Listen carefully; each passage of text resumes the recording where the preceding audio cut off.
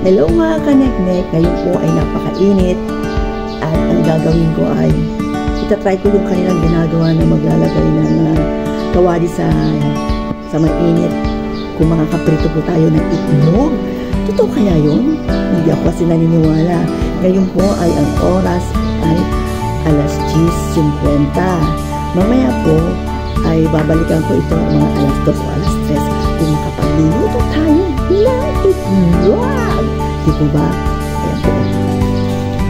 Ilalagay ko po dito banda. Ayan. Siyempre, ito-try natin lagyan na ng mantika para hanggang mamaya, yung mantika niya ay mainit din. Try po natin mag-experiment kasi hindi po ako naniniwala sa mga sinasabi-sabi nila na ganito dapat nakakaluto po ba? Kaya masyado na ako curious eh.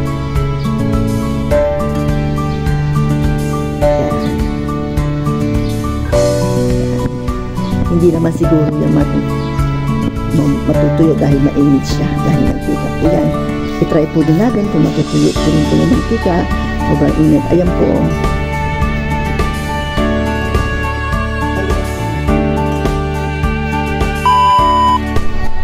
Ngayon po mga kanek-nek ay babalikan natin yung pong iniwang ko na kawali dito sa labas. Ayan po siya. At lalagyan po natin ng itlog. Kung totoo po may itlog, talagang nakakaluto dito sa labas. I-try po natin ha.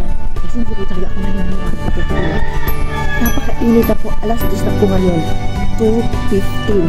Yan. Try po natin. Yan. Try po natin. Yan po, itatry na po natin. Lalagyan na po natin ng itlog. Ang ating eksperimento.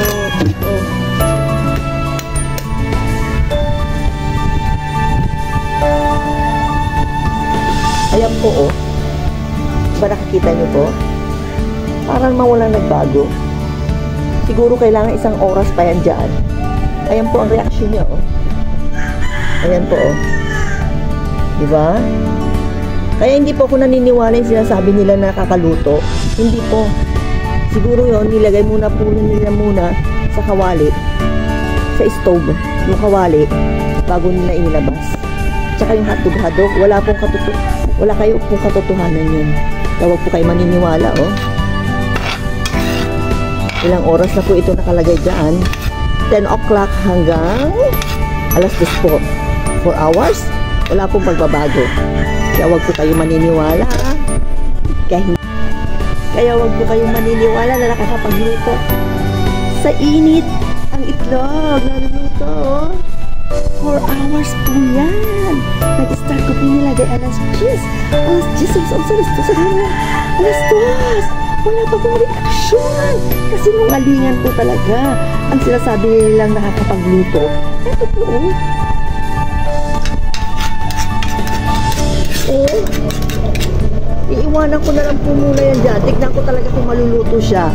Kaya mga kanek-nek, eto na naman po si Mama Tig Salang. Sa Mates, lagi po tayong mag-iingat. Salamat po. Babu!